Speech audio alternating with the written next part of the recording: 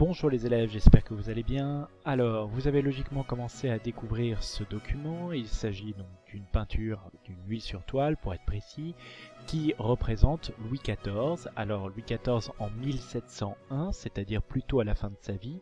Il est né en 1643 si je ne m'abuse. Et donc là c'est plutôt une personne âgée, hein. Il a quasiment 60 ans.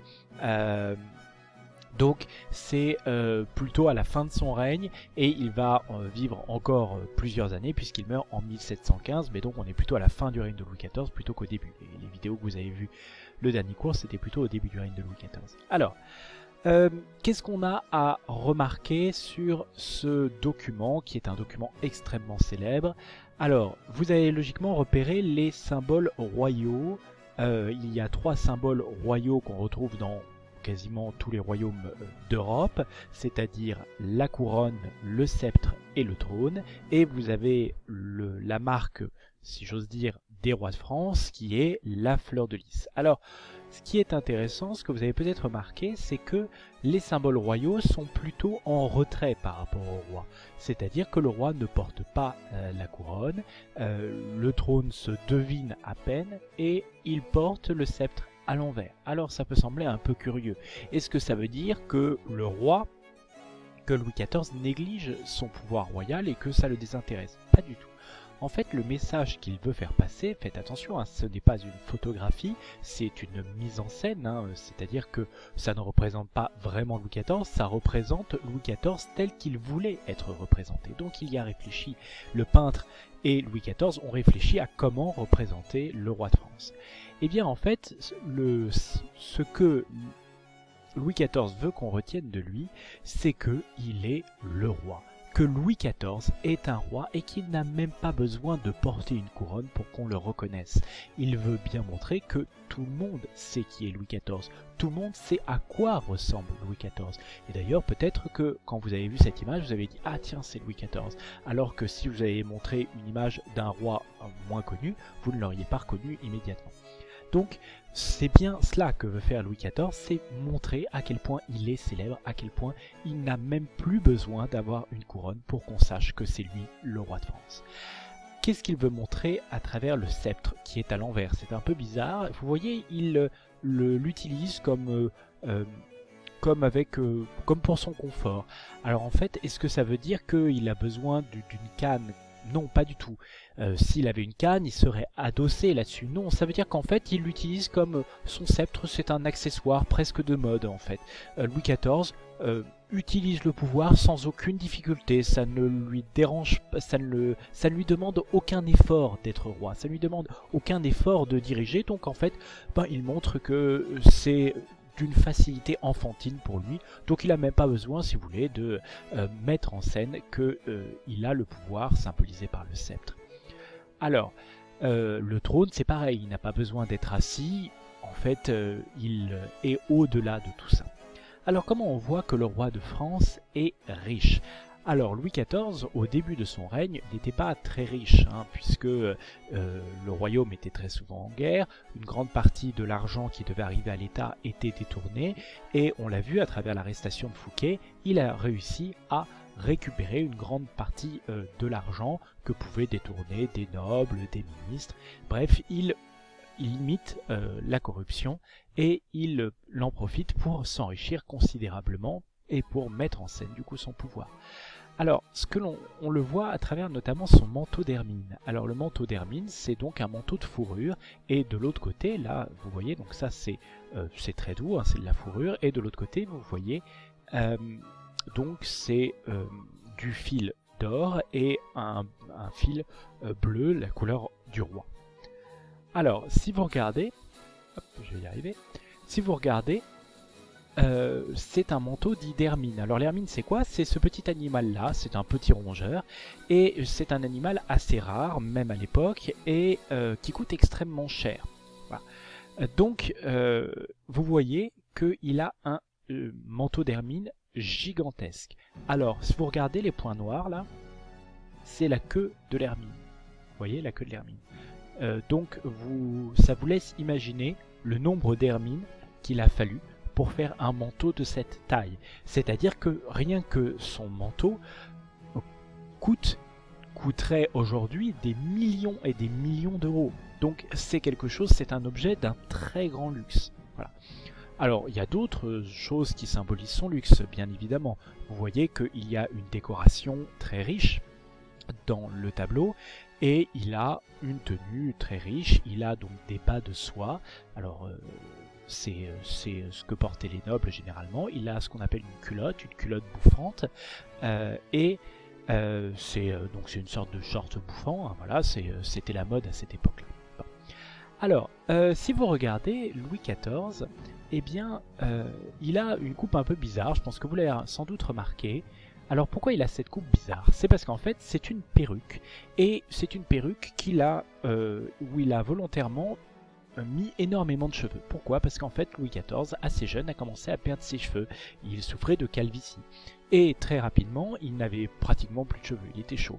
Or, en même temps, vu l'hygiène à l'époque, c'est pas très étonnant. Mais le problème, c'est que Louis XIV était très orgueilleux et très fier, parce que visiblement, quand il était jeune, il était assez bel homme et avait de très beaux cheveux. Et du coup, il se fait faire une perruque.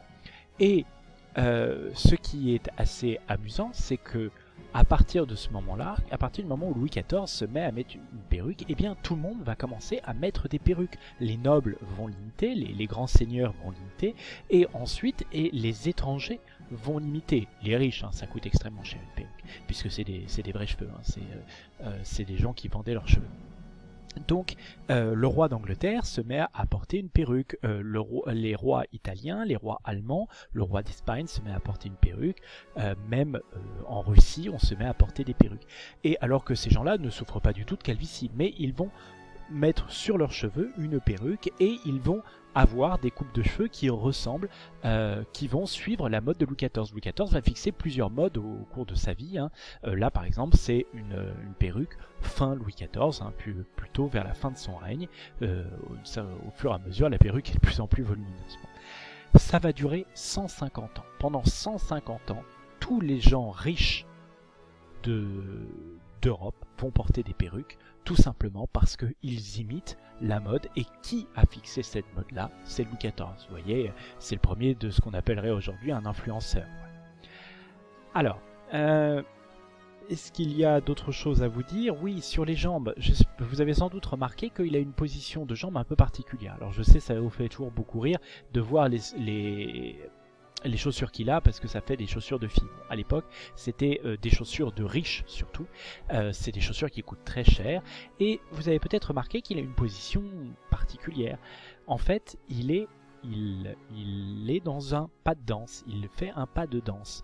Pourquoi?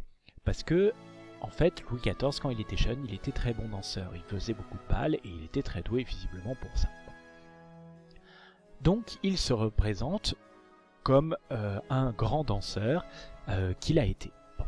Mais si vous regardez bien, Louis XIV, là, c'est une personne plutôt âgée. Il voulait qu'on le reconnaisse, donc il s'est fait représenter avec le visage qu'il avait à peu près, hein, sans doute un peu embelli, mais pas tant que ça. La perruque, mais il l'a portée. Bon. Sauf que les jambes que vous voyez ici, c'est les jambes qu'il avait quand il était jeune. Il n'a plus du tout ces jambes-là à ce moment-là. Il a des jambes de vieil homme qui fait plus beaucoup de sport et qui d'ailleurs a des gros problèmes de circulation et va avoir tout un tas de problèmes de santé liés à ses jambes. Donc en fait, qu'est-ce qu'il fait? Il demande au peintre de lui représenter les jambes qu'il avait quand il était jeune. Vous voyez que c'est bien une œuvre de propagande, puisqu'en fait, ça ne représente pas du tout Louis XIV tel qu'il était, c'est-à-dire un homme chauve qui était obligé de se mettre une perruque, un monsieur qui, à la fin de sa vie, avait du mal à marcher, et qui, bien évidemment, avait vieilli. Vous voyez qu'on le représente, Louis XIV, tout en gloire. C'est donc, d'une certaine façon, ce qu'on appellerait aujourd'hui de la publicité, c'est ce qu'on appelle de la propagande. Vous l'avez vu à travers les documents baroques du pape, c'est le même principe, c'est-à-dire on change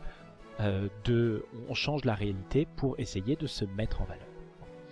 Alors, une autre façon de se mettre en valeur à l'époque, c'était les statues équestres. Alors les statues équestres, qu'est-ce que ça veut dire? Vous avez sans doute entendu le mot de centre équestre. Équestre, c'est le cheval. Statue équestre, c'est un homme qui est à cheval. Bon. Donc ça se faisait beaucoup à cette époque-là, les statues équestres. Et le Bernin, un Italien, donc la star italienne de cette époque-là, l'artiste le plus en vue à cette époque-là, celui qui a peaufiner au maximum l'art baroque, l'art de l'Italie, il va lui faire cette statue de Louis XIV. Et Louis XIV, quand il la voit, il la déteste. Pourquoi il la déteste? C'est un peu bizarre. Eh bien en fait, c'est parce qu'il n'aime pas du tout la position du cheval.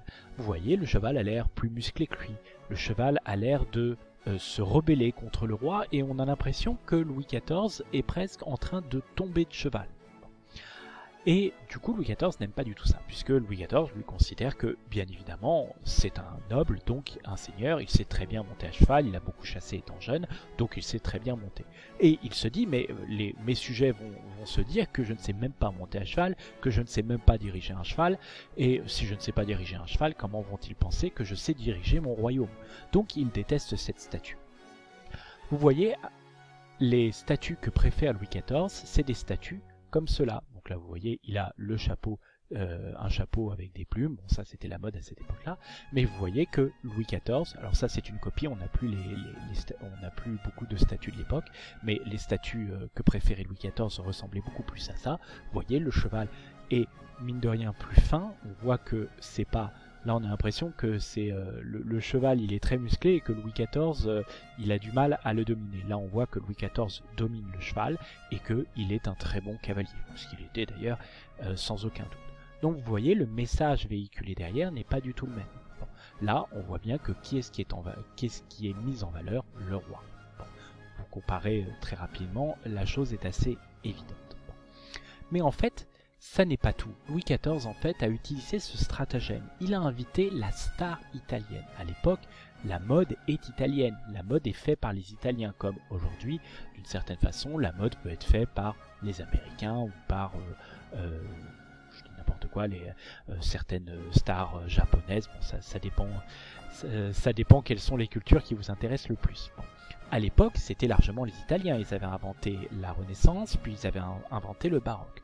Donc, il invite le Bernin pour lui faire agrandir son château. Il le paye assez cher d'ailleurs pour ça. Et le Bernin lui fait faire un plan pour agrandir le palais du Louvre. Et Louis XIV, là encore, le déteste. Et il renvoie le Bernin. Il engage un Français et le Français va faire ce portrait-là. Vous voyez qu'en fait, c'est un calcul. C'était une volonté de faire passer un message au monde entier. Le but, c'était de dire, regardez, les Italiens, comme le Bernin, même le Bernin qui est le meilleur artiste de l'époque, ils sont passés de mode. Et ce ne sont plus les Italiens qui vont fixer la mode. À partir de maintenant, qui va fixer la mode? C'est les Français. Le roi de France, bien évidemment, mais les artistes français. Et ça va d'ailleurs très bien marcher. Je vous ai donné l'anecdote de la perruque, mais c'est un exemple.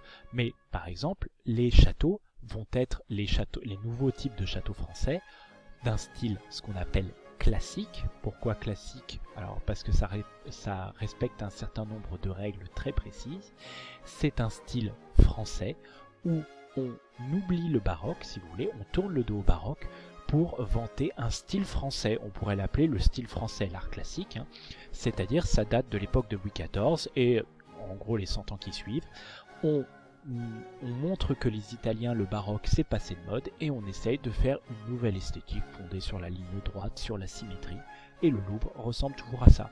Un autre exemple de château baroque qu'il fait construire à la même époque, bien évidemment, vous l'avez peut-être deviné, le château de Versailles. Le château de Versailles, c'est Louis XIV qui le fait construire. Pour être précis, il existait un petit bâtiment à l'époque de son père, Louis XIII, le fils d'Henri IV, et c'était ce qu'on appelait un relais de chasse, c'est-à-dire c'était un endroit pour dormir ou pour faire une pause quand on avait passé la journée à faire la chasse. Je vous l'avez dit, les rois de France adoraient chasser. Louis XIV va agrandir considérablement ce petit pavillon de chasse et va en faire un château, et très rapidement il va y habiter. Il va y habiter à partir de 1668 et jusqu'à la fin de sa vie. Donc il fait agrandir le château de Versailles. Alors ça, vous voyez, aujourd'hui cela, donc là vous avez un petit bout qui est ici. Alors il a été modifié très souvent. Ça c'est au début du règne au milieu du règne de Louis XIV. Ça c'est aujourd'hui. Donc il y a des différences, hein, puisque entre temps le château a été embelli par Louis XIV à la fin de son règne, Louis XV et Louis XVI. Vous voyez, ça c'est le dos du château, un style un peu différent. Le premier document c'est plutôt, vous voyez, de la brique et de la pierre. Là c'est que de la pierre, du marbre. C'est le dos du château qui donne vers le jardin, vers les bassins. Et c'est un style assez nouveau, ça c'est typiquement du style classique. Ce qui est assez intéressant, c'est que si vous allez en Russie, à Saint-Pétersbourg, l'ancienne capitale de la Russie, vous verrez que les châteaux construits à cette époque par les empereurs de Russie, ils ressemblent beaucoup à Versailles. Ils ont copié Versailles, ils sont très admiratifs, et dans l'Europe entière, on va copier le château de Versailles parce qu'on trouve que c'est très très beau. Bon. Un autre exemple, à l'intérieur du palais, cette fois-ci, vous avez donc la chambre du roi. La chambre du roi avec ce qu'on appelle un lit à baldaquin, c'est-à-dire qu'on peut le fermer, hein, c'est un lit couvert, et le roi dort dedans. Vous voyez qu'il y a une petite balustrade d'une certaine façon, un endroit qui protège. Pourquoi? Parce qu'en fait le roi, quand il se levait, eh bien, il y avait du public qui venait voir le roi se lever, ce qu'on appelait le grand lever du roi, le petit lever puis le grand lever du roi, c'est-à-dire que les nobles, d'une certaine façon, alors c'est un peu compliqué, mais payaient pour avoir l'honneur de pouvoir voir le roi se lever. Vous voyez comment, à la fin de notre période, c'est vraiment le roi qui est au centre de tout, et au contraire, les seigneurs n'ont plus de pouvoir, et ils sont encore riches, mais c'est eux qui, au contraire, quémandent l'honneur de pouvoir servir le roi, et ça se paye très cher ces pièces-là, cet honneur-là. Alors bien évidemment, la salle la plus connue, c'est la galerie des glaces qui existe toujours. C'est pourquoi des glaces, c'est des miroirs en fait, hein, des miroirs qui sont d'un côté, de l'autre côté qui donnent sur le jardin. C'est une galerie très longue où Louis XIV recevait, qui est peinte, et ça aussi c'est typiquement du style classique, ce qu'on appelle aussi ça c'est par exemple style Louis XIV, ça a été refait ensuite par un certain nombre de rois, mais ça ressemble à peu près à ce que c'était à l'époque de Louis XIV. Voilà, je vous remercie, je vous souhaite une bonne journée, je vous remercie de m'avoir écouté, au revoir.